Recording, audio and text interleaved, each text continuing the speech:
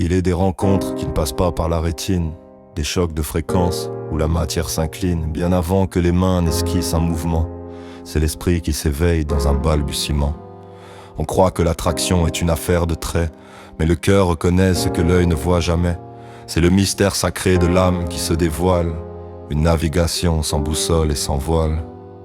On s'éprend d'une axe qui est interne et pure, d'une lueur de pensée qui traverse l'armure. On écoute les silences, on déchiffre les non-dits, on s'attache à la source avant que le corps ne soit pris. L'inconditionnel naît là où le miroir se brise, quand la psyché de l'autre devient la seule emprise. On ne cherche pas un buste, un galbe ou un visage, on cherche la signature du grand voyage.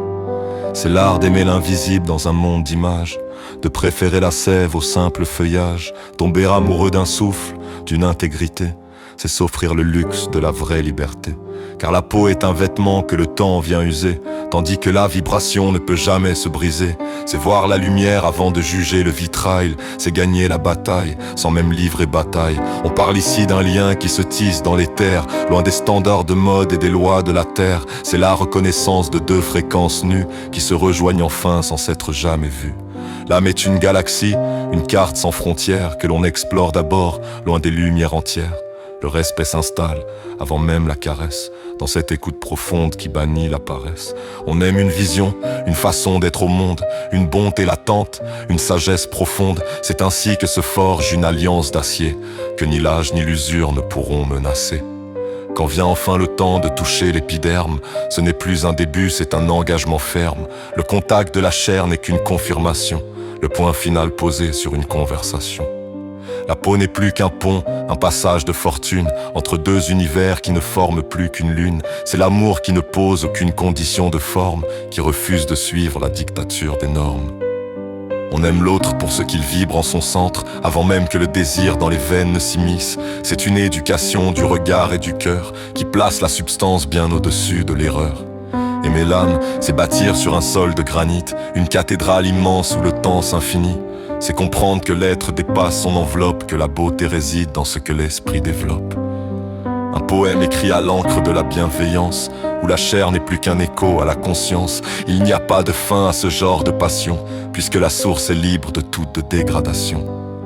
On s'éprend de la flamme, pas de la bougie, de la force vitale, de l'immense magie.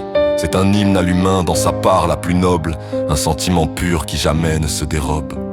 Le paraître s'efface devant la vérité de celui qui s'offre dans sa totalité. Sans phare, sans masque, sans aucun artifice, l'âme se présente sans peur du sacrifice. C'est une danse d'atomes, un ballet de pensées, où les âmes s'enlacent avant de s'être embrassées. La beauté physique n'est qu'un décor mouvant, quand l'esprit de l'autre souffle comme un vent. Un vent qui transporte des valeurs et des rêves, et qui rend la passion plus forte et sans trêve. Apprendre à voir l'autre avec les yeux fermés, c'est la seule façon d'apprendre à vraiment aimer. Chercher l'étincelle au-delà des apparences, donner à la substance toute sa pertinence, car le plus beau voyage, le plus beau des destins, c'est d'effleurer une âme avant de prendre la main. C'est là que réside la seule vérité vraie, l'amour inconditionnel que rien ne peut défaire. 78 lignes pour graver ce message, le véritable amour n'a pas besoin de visage. Il commence dans l'ombre, dans le secret des mots, pour soigner les blessures et calmer les sanglots. Il se fout du paraître, il se fout du décor, car il sait que l'esprit est le plus précieux trésor. Nous sommes deux énergies qui ont choisi de s'unir pour construire un présent et défier l'avenir. Et si un jour nos corps devaient nous trahir un peu, l'étincelle de l'âme restera le seul feu. Car tomber amoureux de ce qui est permanent, c'est la seule façon d'aimer, éternellement. Oh.